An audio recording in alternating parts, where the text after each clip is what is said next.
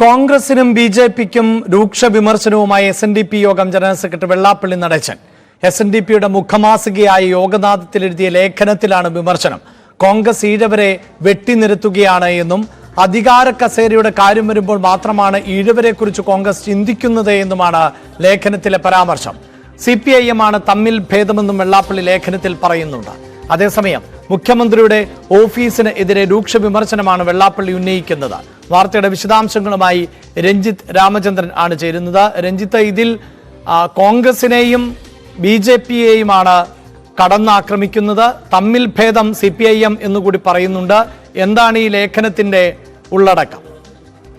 കോൺഗ്രസിനെയും ബി.ജെ.പിയെയും പ്രത്യേകിച്ച് കോൺഗ്രസിനെ വെള്ളാപ്പള്ളി നടേശൻ അടുത്ത കാലത്തായി വിമർശിക്കുന്നത് ഇതാദ്യമായല്ല. പ്രതിപക്ഷ നേതാവിനെ കടന്നാക്രമിച്ചുകൊണ്ടായിരുന്നു വെള്ളാപ്പള്ളിയുടെ കോൺഗ്രസ് ആക്രമണത്തിന് തുടക്കം കുറിച്ചത്. അത് കുറച്ചുകൂടി ശക്തമാക്കുകയാണ് യോഗനാഥത്തിലെ ലേഖനത്തിൽ എന്നുള്ളതാണ് ഏറ്റവും പ്രധാനപ്പെട്ട കാര്യം. അദ്ദേഹം പറഞ്ഞു വെക്കുന്നത് കോൺഗ്രസ് അടക്കമുള്ള മുന്നണികൾ ഈഴവരെ തഴയുന്നു, പ്രധാനമായും ഈഴവരെ ചവിട്ടിത്താഴ്ത്തുന്നു എന്ന് പറഞ്ഞു വെക്കുകയാണ് വെള്ളാപ്പള്ളി നടേശൻ.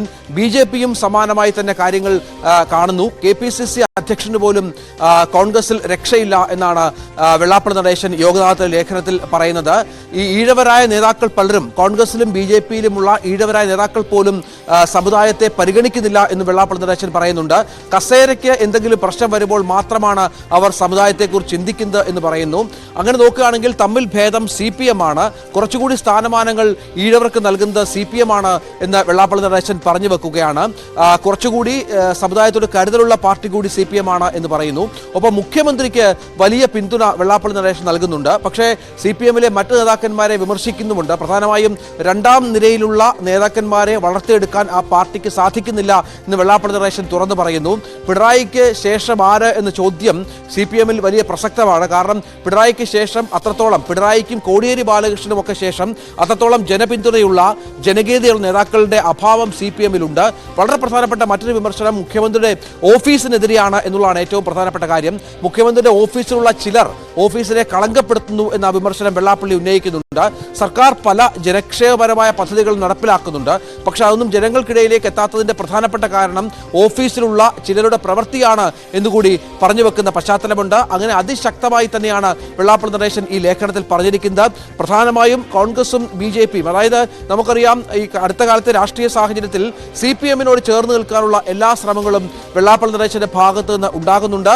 അദ്ദേഹത്തിന്റെ കൂടി രാഷ്ട്രീയ പാർട്ടി എന്ന് വേണമെങ്കിൽ വിശേഷിപ്പിക്കാവുന്ന BDJS NDAയുടെ ഭാഗമായി നിൽക്കുമ്പോഴാണ് ഇങ്ങനെ മറ്റൊരു അടവ് നയം വെള്ളാപ്പള്ളിയുടെ ഭാഗത്ത് നിന്ന് ഉണ്ടാകുന്നത് എന്നത് ഏറ്റവും പ്രധാനപ്പെട്ട ഒരു കാര്യമാണ്. അങ്ങനെ ആനുകാലിക രാഷ്ട്രീയത്തിൽ നിലപാടുകൾ നേരത്തെ കുറച്ചുനാൾ മുമ്പ് ബി.ജെ.പിയെ പിന്തുണച്ചുകൊണ്ട് പല വർത്തമാനങ്ങളും വെള്ളാപ്പള്ളിയുടെ ഭാഗത്ത് നിന്ന് ഉണ്ടായിരുന്നു. ഇപ്പോൾ CPM-നൊപ്പം CPM-നെ പിന്തുണയ്ക്കുമ്പോൾ വെള്ളാപ്പള്ളിയുടെ മനസ്സിൽ എന്താണ് എന്നുള്ളതാണ് ഇനി കാത്തിരുന്ന് കാണേണ്ടത്. ഏതായാലും കോൺഗ്രസിന് അതിരൂക്ഷമായ വിമർശനമാണ് വെള്ളാപ്പള്ളിയുടെ ഭാഗത്ത് നിന്ന് ഉണ്ടാകുന്നത് എന്നുള്ളത് പ്രധാനമാണ്. അഭിലാഷ്, ശ്രീ AM ആരിഫ് മുൻ MP ടെലിഫോൺ ലൈനിലുണ്ട്. ശ്രീ AM ആരിഫ്, ഈ വെള്ളാപ്പള്ളി നടേശന്റെ ലേഖനത്തിൽ വലിയ വിമർശനം ഉന്നയിക്കുന്നത് കോൺഗ്രസിനും അതോടൊപ്പം തന്നെ ബി.ജെ.പിക്കുമാണ്. അതേസമയം CPIM തമ്മിൽ ഭേദമാണ് ഈഴവരെ പരിഗണിക്കുന്നത് എന്ന് പറയുമ്പോൾ CPM-നും എതിരെ ചില വിമർശനങ്ങളുണ്ട്. കൃത്യമായി നേതാക്കളെ വളർത്തിക്കൊണ്ടുവരാൻ പാർട്ടിക്ക് പറ്റുന്നില്ല എന്ന വിമർശനമടക്കം നിലനിൽക്കുന്നുമുണ്ട്.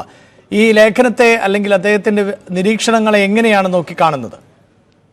ഇല്ല, അദ്ദേഹം ഒരു സമുദായ നേതാവ് എന്ന നിലയിൽ അദ്ദേഹത്തിന്റെ നിരീക്ഷണമാണ് അദ്ദേഹം പറഞ്ഞത്. CPM-നെ സംബന്ധിച്ചിടത്തോളം എല്ലാ സമുദായ വിഭാഗങ്ങൾക്കും എല്ലാവരുമായും നല്ല ബന്ധങ്ങളും അവരുടെ സമുദായം എന്ന് നോക്കിയിട്ടല്ല, എല്ലാ സമുദായത്തിലും പെട്ട കഴിവും പ്രാപ്തിയുമുള്ള നേതാക്കന്മാരെ വളർത്തിക്കൊണ്ടുവരുന്നതിന് CPM അതിന്റെ സംഘടനാ സംവിധാനം പരമാവധി വിനിയോഗിക്കുന്നുണ്ട്.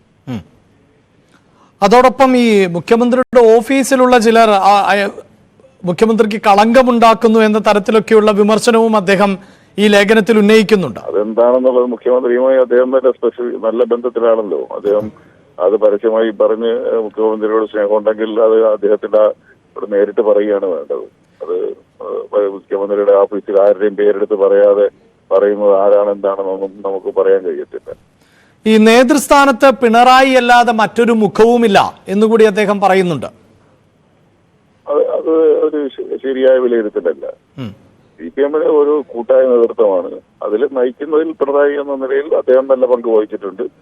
അദ്ദേഹത്തിന്റെ പങ്കിന്റെ അദ്ദേഹത്തിന്റെ വ്യക്തിപരമായ നയിക്കാനുള്ള കഴിവിന്റെ ഫലമായിട്ടാണ് രണ്ടാം വട്ടം പ്രഗത്ഭരായ മന്ത്രിമാരെയും MLA-മാരെയും 33 പേരെ ഒഴിച്ചു നിർത്തിയിട്ടും നല്ല വിജയം കരസ്ഥമാക്കാൻ കഴിഞ്ഞത് അദ്ദേഹത്തിന്റെ നേതൃത്വത്തിന് കൂടിയുള്ള അംഗീകാരം തന്നെയാണ്. അത് സംശയമില്ല. പക്ഷെ അദ്ദേഹം മാത്രമേ ഉള്ളൂ CPM നയിക്കാൻ വേറെ ഇല്ല എന്നൊക്കെ പറഞ്ഞാൽ ശരിയായ ഒരു വിലയിരുത്തലായിരിക്കത്തില്ല.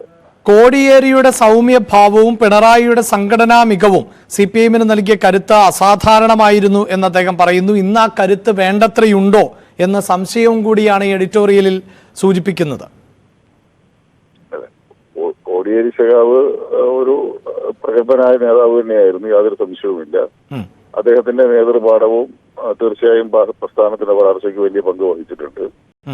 അതുകൊണ്ട് ഒരാൾ പോയോടുകൂടി CPM പോയി എന്നുള്ള നിലവാരത്തിലോ അല്ലെങ്കിൽ അതിന്റെ മറ്റ് CPM നയം ആവിഷ്കരിക്കുന്ന കൂട്ടായിട്ടാണ്. ആ നയത്തിന്റെ ഇംപ്ലിമെന്റേഷനാണ് നേതാക്കന്മാർ വഴി വരുന്നത്. ഓരോ കാലഘട്ടത്തിൽ ഓരോ നേതാക്കന്മാരുണ്ടായിരുന്നു. ഏറ്റവും ഓരോരുത്തരും ഓരോ വ്യക്തികളെന്ന നിലയിൽ ഓരോരുത്തർക്കും ഓരോ ശൈലികളും ഉണ്ടാവും.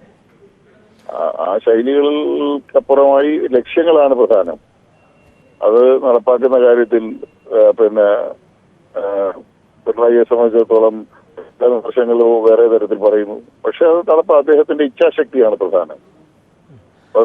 കൂട്ടായി എടുത്തിട്ടുള്ള ഇടതുപക്ഷ ജനാധിപത്യം എന്നെ അംഗീകരിച്ച പ്രകടന പത്രിക നടപ്പിലാക്കുക, അക്കാര്യത്തിൽ യാതൊരു വിധ വിട്ടുവീഴ്ചയും ചെയ്യാതെ എന്റെ പ്രോഗ്രസ് റിപ്പോർട്ട് കാലാകാലങ്ങളിൽ പ്രസിദ്ധീകരിച്ചുകൊണ്ട് നടപ്പാക്കുക എന്ന കടമയാണ് നിർവഹിക്കുന്നത്. ഒപ്പം ഇതിപ്പോൾ ഒരു തദ്ദേശ തെരഞ്ഞെടുപ്പ് കൂടി ആസന്നമായിരിക്കുന്ന സമയം ആണ്. ഒരു ഘട്ടത്തിലടക്കം ഈഴവ വോട്ടുകൾ CPM-ന് നഷ്ടമാകുന്നു എന്ന ചില നിരീക്ഷണങ്ങൾ പാർട്ടിക്കുള്ളിൽ തന്നെ ഉണ്ടായി എന്നാണ് മനസ്സിലാക്കാൻ സാധിക്കുന്നത്. അത് പാർട്ടിയുടെ ആഭ്യന്തര കാര്യമാണ്. ഒരുപക്ഷെ പുറത്തൊന്നും ഒരു നേതാക്കളും പറയുന്ന ഒന്നല്ല. ഇപ്പോഴിതാ ഈ ലേഖനത്തിൽ പരാമർശിക്കുന്നതനുസരിച്ച് വീണ്ടും ഇടതുമുന്നണി അധികാരത്തിൽ വരും എന്നുള്ള ആത്മവിശ്വാസമാണ് വെള്ളാപ്പള്ളി പുലർത്തുകയും ചെയ്യുന്നത്. അപ്പോൾ നഷ്ടപ്പെട്ടു പോയ ഈഴവ വോട്ടുകൾ അത് CPM-ലേക്ക് വീണ്ടും തിരിച്ചു വരും എന്ന് ഈ വെള്ളാപ്പള്ളിയുടെ നിരീക്ഷണത്തിലൂടെ കരുതാനാകുമോ? അല്ല, അതിലിപ്പോ എല്ലാ സമുദായ അദ്ദേഹത്തിന്റെ ആ പ്രസ്താവന CPM-നെ തീർച്ചയായും ഗുണം ചെയ്യും.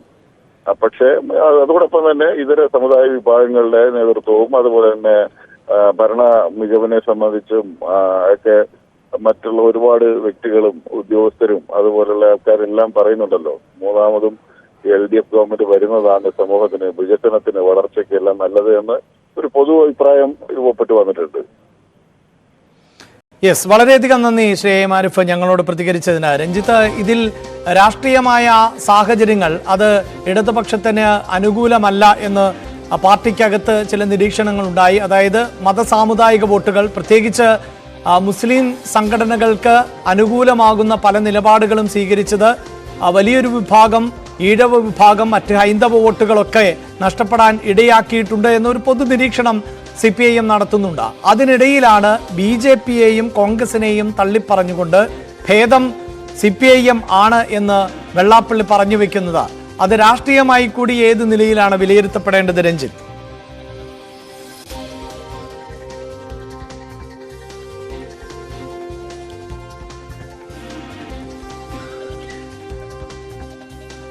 രഞ്ജിത്ത്, ഒരു തദ്ദേശ തെരഞ്ഞെടുപ്പിന്റെ ഘട്ടം കൂടിയാണ്. നേരത്തെ നമുക്കറിയാം ലോക്സഭാ തെരഞ്ഞെടുപ്പിലെ അടക്കം വോട്ട് പാറ്റേണുകൾ വിലയിരുത്തുമ്പോൾ ഇടതുപക്ഷത്തിന് ഹൈന്ദവ വോട്ടുകൾ വലിയ തോതിൽ നഷ്ടമായിട്ടുണ്ട്. അതിന് കാരണങ്ങളിൽ ഒന്ന് ഈ മുസ്ലിം സമുദായത്തോട് സ്വീകരിക്കുന്ന മൃദു സമീപനമാണ് എന്നൊക്കെയുള്ള ഒരു പൊതുവിലയിരുത്തൽ പാർട്ടിക്കകത്ത് ഉണ്ടാകുന്നുണ്ട്.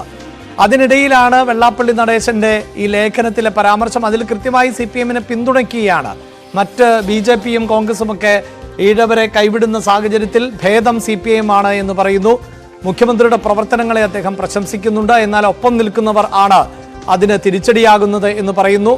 വീണ്ടും അധികാരത്തിലേറുമെന്ന ശുഭാപ്തി വിശ്വാസം അദ്ദേഹം വെച്ചുപുലർത്തുന്നു. ഇതൊക്കെ രാഷ്ട്രീയമായി എങ്ങനെയാണ് വിലയിരുത്തപ്പെടേണ്ടത് രഞ്ജിത്ത്? തീർച്ചയായും അഭിലാഷ്, നമുക്കറിയാം ആലപ്പുഴ പോലെ വെള്ളാപ്പള്ളിക്ക് സ്വാധീനമുണ്ടെന്ന് കരുതപ്പെടുന്ന ഈഴവ വോട്ടുകൾ ഏറെയുള്ള ഒരു ജില്ലയിലൊക്കെ കഴിഞ്ഞ തവണ AM ആരിഫ് എങ്ങനെ പരാജയപ്പെട്ടു എന്നുള്ളതും BJP എത്രത്തോളം വോട്ട് നേടി എന്നുള്ളതും കോൺഗ്രസ് എങ്ങനെ വിജയിച്ചു എന്നുള്ളതും ഒക്കെ നമ്മൾ കണ്ടതാണ്. അവിടെ നമുക്കറിയാം ഈ പറഞ്ഞതുപോലെ ശോഭാ സുരേന്ദ്രന് പരോക്ഷമായ പിന്തുണ വെള്ളാപ്പള്ളി നടേശന്റെ ഭാഗത്ത് നിന്ന് ഉണ്ടായിരുന്നു എന്നുള്ളത് കൂടി നമ്മളൊന്ന് ചേർത്ത് വായിക്കണം. അദ്ദേഹം പറഞ്ഞും പറയാതെയും ഒക്കെ പലപ്പോഴും അന്ന് NDAയ്ക്കൊപ്പമായിരുന്നു എന്ന വളരെ പ്രധാനപ്പെട്ട ഒരു കാര്യം കൂടിയുണ്ട്.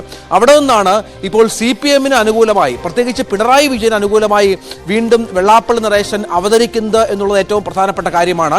സ്വാഭാവികമായും ഈഴവ പ്രാധാന്യമുള്ള മേഖലകളിൽ വോട്ട് നഷ്ടപ്പെട്ട CPM-ന് ഈ വെള്ളാപ്പള്ളിയുടെ ഈ നയം മാറ്റം അല്ലെങ്കിൽ നിലപാട് മാറ്റം ഏതെങ്കിലും തരത്തിൽ പ്രയോജനപ്പെടുമോ എന്നുള്ളത് അറിയണമെങ്കിൽ തദ്ദേശ സ്വയംഭരണ തെരഞ്ഞെടുപ്പ് വരെ കാത്തിരിക്കേണ്ടി വരും. കാരണം ആലപ്പുഴ പോലെയുള്ള വളരെ പ്രധാനപ്പെട്ട ജില്ലയിൽ ഈഴവരുടെ, പ്രത്യേകിച്ച് വെള്ളാപ്പള്ളിയുടെ പിന്തുണ CPM-ന് ആവശ്യമാണ് താനും. മറ്റു പല സ്ഥലങ്ങളിലും ഈ പറഞ്ഞതുപോലെ പിന്നാക്ക വോട്ടുകൾ നഷ്ടപ്പെടുന്ന ഒരവസ്ഥ കഴിഞ്ഞ തെരഞ്ഞെടുപ്പിൽ CPM-ന് ഉണ്ടായിരുന്നു. അവിടെയാണ് വെള്ളാപ്പള്ളിയുടെ ഈ നയം മാറ്റത്തെ പ്രതീക്ഷയോടുകൂടി തന്നെ ആ പാർട്ടി കാണുകയും ചെയ്യുന്നത്. വെള്ളാപ്പള്ളി എതിരെ സംസാരിച്ചിട്ട് നമുക്കറിയാം ആലപ്പുഴയിലെ വളരെ പ്രധാനപ്പെട്ട നേതാക്കൾ ആരും വെള്ളാപ്പള്ളിക്കെതിരെ സംസാരിക്കാൻ ഒരു ഘട്ടത്തിലും CPM നേതാക്കളാരും തയ്യാറായിരുന്നിട്ടില്ല. ചിത്രരഞ്ജനെ പോലുള്ള ആളുകൾ ഒരു പരിധിവരെ വെള്ളാപ്പള്ളി നടേശനുമായി വളരെയധികം ബന്ധം പുലർത്തുന്ന ആളുകൾ കൂടിയാണ് എന്നതുകൂടി ചേർത്ത് വെക്കണം. മറ്റൊരു പ്രധാനപ്പെട്ട കാര്യം, ഞാൻ നേരത്തെ പറഞ്ഞതുപോലെ BDJS എന്ന പാർട്ടി വെള്ളാപ്പള്ളിയുടെ അനുഗ്രഹ ആശംസകൾ കൊണ്ട് രൂപീകരിക്കപ്പെട്ട പാർട്ടിയാണ്. അതിപ്പോഴും NDAയുടെ ഭാഗമാണ്. കഴിഞ്ഞ ദിവസങ്ങളിലൊക്കെ മുന്നണി വിടണം എന്ന ആവശ്യം BDJS-ന്റെ ചില പ്രാദേശിക ഘടകങ്ങളുടെ ഉണ്ടായിരുന്നു. പക്ഷേ തുഷാർ വെള്ളാപ്പള്ളി അസന്നിഗ്ധമായി വ്യക്തമാക്കിയത് NDAയിൽ തങ്ങൾക്ക് പരിഗണനയുണ്ട് എന്നും NDA വിടില്ല എന്നുമാണ്. CPM-നും ചില ലക്ഷ്യങ്ങൾ BDJS-യുമായി ബന്ധപ്പെട്ടുണ്ടായിരുന്നു എന്നതുകൂടി ചേർത്ത് വെക്കണം. പക്ഷേ അതിനെ തൽക്കാലത്തേക്ക് ആ ലക്ഷ്യങ്ങളെ തടയിടുകയാണ് തുഷാർ വെള്ളാപ്പള്ളി ചെയ്തത്. അപ്പോൾ നമുക്ക് ഇതിന്റെ രാഷ്ട്രീയം അങ്ങോട്ട് വളരെ പെട്ടെന്ന് മനസ്സിലാകാത്തൊരു പശ്ചാത്തലം കൂടിയുണ്ട്. BDJS എന്ന് പറഞ്ഞ പാർട്ടി NDAയ്ക്കൊപ്പം നിൽക്കുകയും വെള്ളാപ്പള്ളി നടേശൻ മറുവശത്ത് CPM-ന് അല്ലെങ്കിൽ പിണറായി വിജയന് പിന്തുണയുമായി രംഗത്ത് വരികയും ചെയ്യുന്ന പശ്ചാത്തലമുണ്ട്. അത് ഇനിയും അദ്ദേഹത്തിന്റെ നിലപാട് നമുക്കറിയാം, ഒരിക്കലും കൺസിസ്റ്റന്റായി ഒരു നിലപാട് സ്വീകരിക്കുന്ന ഒരാളല്ല വെള്ളാപ്പള്ളി. ഒപ്പം കോൺഗ്രസ് നേതാക്കളുടെ മറ്റൊരു ആത്മവിശ്വാസം, വെള്ളാപ്പള്ളി പറയുന്നിടത്ത് സമുദായം മുഴുവൻ വോട്ട് ചെയ്യില്ല എന്നൊരു ആത്മവിശ്വാസം കൂടി അവിടെയുണ്ട്. നമുക്കറിയാം ആലപ്പുഴയിലെ KC വേണുഗോപാൽ ആയാലും M ലിജു ആയാലും ഒപ്പം A ഷുക്കൂർ ആയാലും ഒക്കെ വെള്ളാപ്പള്ളി നടേശനെതിരെ പലതവണ രംഗത്ത് വരികയും മറ്റും ചെയ്തിട്ടുള്ള ആളുകളാണ്. പരസ്യമായി വെള്ളാപ്പള്ളിയെ എതിർക്കാൻ അവർ പലപ്പോഴും തൻ്റെ ഇടം കാട്ടിയിട്ടുമുണ്ട്. KC വേണുഗോപാലൊക്കെ നിയമസഭാ തെരഞ്ഞെടുപ്പിൽ ആലപ്പുഴയിൽ മത്സരിക്കുമ്പോൾ പരാജയപ്പെടുമെന്ന് പലപ്പോഴും പറഞ്ഞ നേതാവ് കൂടിയാണ്, സമുദായ നേതാവ് കൂടിയാണ് വെള്ളാപ്പള്ളി നടേശൻ. പക്ഷേ അതിന് എതിരായി കാര്യങ്ങൾ സംഭവിക്കുകയുണ്ടായി. അങ്ങനെ സമുദായം ഒന്നടങ്കം വെള്ളാപ്പള്ളി പറയുന്നതിനൊപ്പം നിൽക്കുമോ എന്ന കാര്യത്തിലും സംശയമുണ്ട്. പ്രത്യേകിച്ചും ഈഴവ സമുദായത്തിൽ BDJS എന്ന രാഷ്ട്രീയ പാർട്ടി ഒരു ഭാഗത്ത്, വെള്ളാപ്പള്ളിയുടെ നിലപാട് മറ്റൊരു ഭാഗത്ത് എന്ന് പറയുമ്പോൾ സമുദായത്തിൽ പോലും ഈ വിഷയത്തിൽ ഒരു ഭിന്നത, ഒരു ആശയക്കുഴപ്പം സൃഷ്ടിക്കുക മാത്രമാകും ചെയ്യുക എന്ന ഒരു വിലയിരുത്തൽ കൂടി രാഷ്ട്രീയ നിരീക്ഷകർക്കുണ്ട്. അഭിലാഷ്.